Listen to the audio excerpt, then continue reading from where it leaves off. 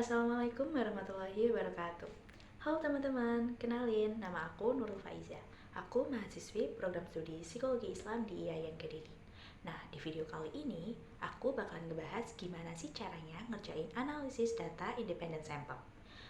Jadi gimana sih caranya? Check this out. Oke, jadi kita akan mulai membuat video tutorial mengerjakan analisis data independent sample.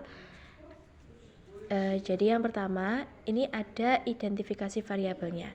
Jadi di sini saya menggunakan dua variabel X dan Y. Yang pertama untuk variabel X-nya saya menggunakan jenis kelamin. Lalu yang kedua untuk variabel yang Y, saya memakai variabel waktu rata-rata pemakaian skincare. Nah, untuk contoh kasusnya di nomor 2 ini, judulnya yaitu perbedaan waktu rata-rata saat memakai skincare yang ditinjau dari jenis kelamin. Lalu yang kedua untuk hipotesisnya yaitu ada perbedaan antara waktu rata-rata memakai skincare dari jenis kelamin. Nah, langkah selanjutnya kita ini harus mempunyai datanya ya. Untuk layer datanya ini untuk subjek yang pertama ada 15 yaitu variabel laki-laki, lalu yang kedua yang N kedua ini 15 orang untuk perempuan. Nah, Y1-nya ini hasil data yang laki-laki yang waktu rata-rata pakai skincare, lalu yang Y2 itu yang perempuan. Nah, data ini saya dapatkan dari kuesioner Google Form yang saya buat. Nah, kemudian nextnya ini kita mencari rata-ratanya. Jadi untuk cara mencari rata-ratanya ini didapatkan dari hasil ini teman-teman. 252 didapat dari jumlah Y1 ini. Nah, kemudian 252 atau jumlah dari Y1 ini kemudian dibagi 15 yaitu subjeknya. Nanti akan ketemu hasilnya ini yaitu 16,8 yaitu minnya atau rata-ratanya. Untuk yang kedua yang Y2 juga caranya sama seperti yang Y1. Untuk langkah selanjutnya kita akan mulai menghitung data ini dengan teknik analisis. Yang pertama kita akan mencari varian dan juga mencari standar deviasinya.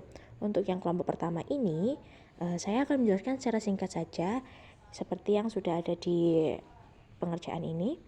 Rumusnya yaitu N1 kali sigma Y1 pangkat 2 lalu dikurangi dengan sigma Y1 pangkat 2 dibagi N1 pangkat 2. Nah, untuk memasukkan angka-angkanya N1 ini yaitu subjeknya. Ini teman-teman, kan subjeknya ada 15. Jadi 15-nya ditaruh di sini. Kemudian untuk sigma Y1 pangkat 2 yaitu hasil dari jumlah Y1 ini.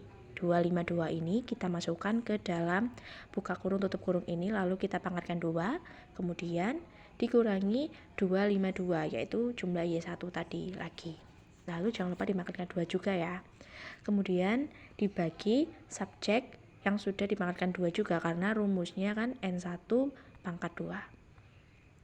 Lalu mulai mengerjakan untuk 15 dikali 63.504 yang didapat dari 252 di pangkat 2. Kemudian dikurangi 63.504 yaitu 252 di pangkat 2, kemudian diper 225 karena hasil dari 15 pangkat 2 yaitu 225. Kemudian 15 dan 63.504 itu dikalikan dan hasilnya adalah 952.560, kemudian dikurangi 63.504 dan hasilnya nanti dibagi 225. Hasilnya yaitu 889,56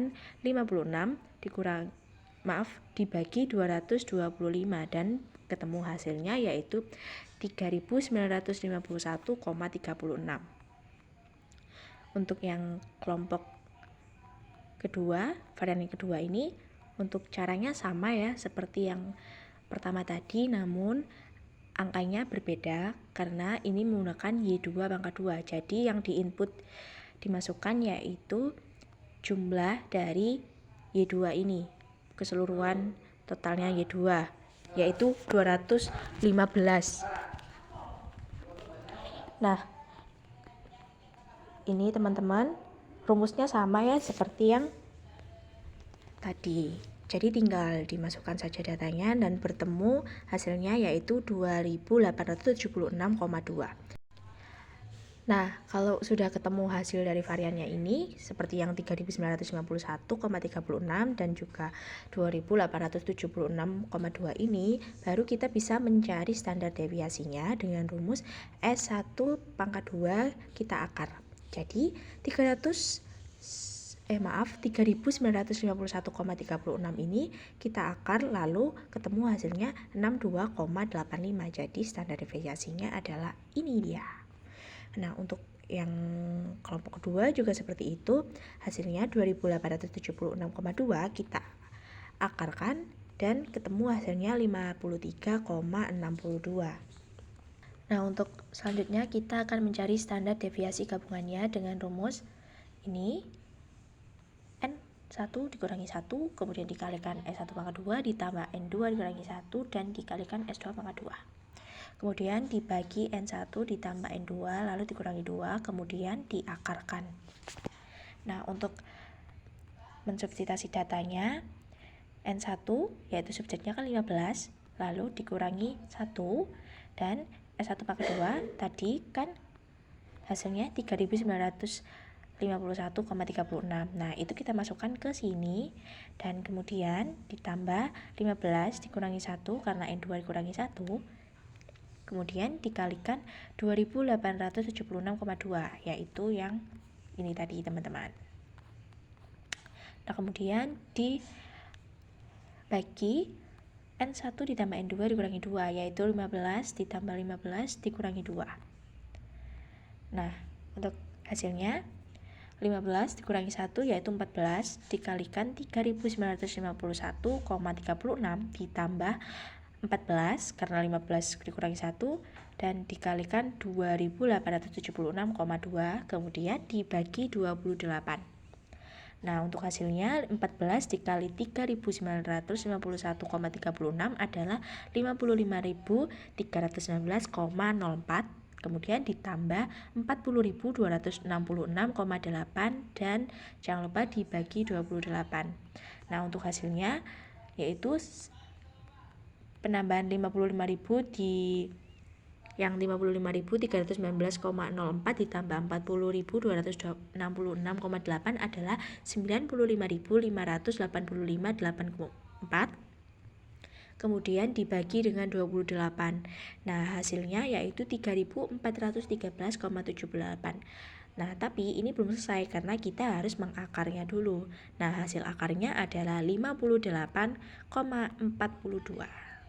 Kalau sudah mendapatkan hasil yang tadi, kita mulai mengerjakan yang standar error yang ini, yang S Y1 kurangi Y2. Nah, rumusnya yaitu SP dikali akar 1 per N1 plus 1 per N2. Jadi SP kan tadi itu ketemu hasilnya yang 58,42. Itu kita masukkan di sini dan kemudian dikali 1 per 15 ditambah 1 per 15. Kemudian 58,42 dikalikan akar 2 per 15 dan 58,42 dikalikan akar 0,133 karena 2 per 15 ketika didesimalkan akan menjadi 0,133 ini. Nah, akar dari 0,133 yaitu 0,36. Jadi 58,42 dikalikan 0,36 ini. Nah, ketemu hasilnya 21,03. Ini dia. Nah, kemudian sekarang kita akan menghitung nilai T dengan rumus rata-rata yang pertama dan juga rata-rata yang kedua dibagi standar error gabungan. Nah, rata-rata yang subjek pertama tadi, nilai pertama tadi yaitu 16,8, kemudian dikurangi rata-rata yang kedua yaitu 14,3. Kemudian dibagi 21,03 yaitu standar error gabungan yang tadi.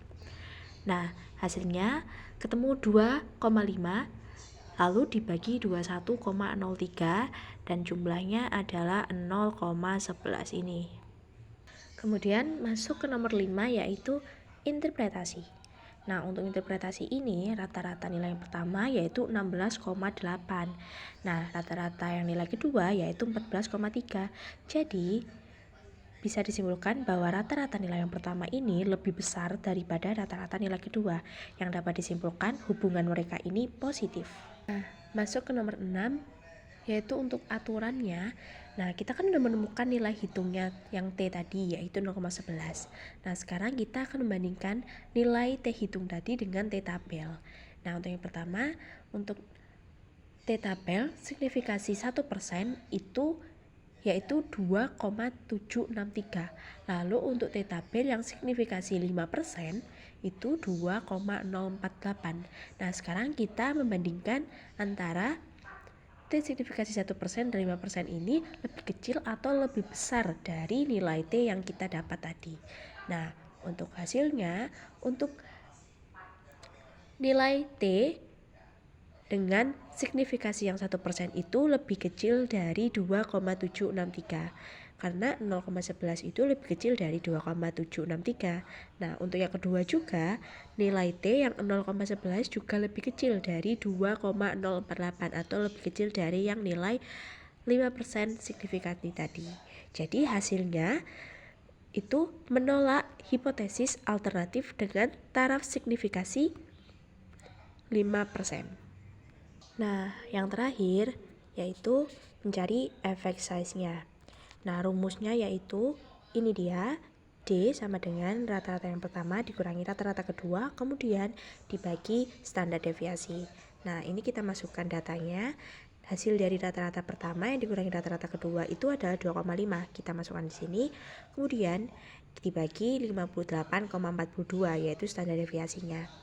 Nah, hasilnya yaitu 0,042. Nah, diinterpretasikan dikali dengan 100. Nah, ketemunya 4,2%. Yang berarti tidak ada sumbangan yang signifikan antara antara jenis kelamin dan juga waktu rata-rata pemakaian skincare. Nah, jadi itu dia langkah-langkah gimana caranya ngerjain analisis data independent sample. Semoga video dari aku bermanfaat buat kalian semua. Terima kasih udah nonton. Wassalamualaikum warahmatullahi wabarakatuh.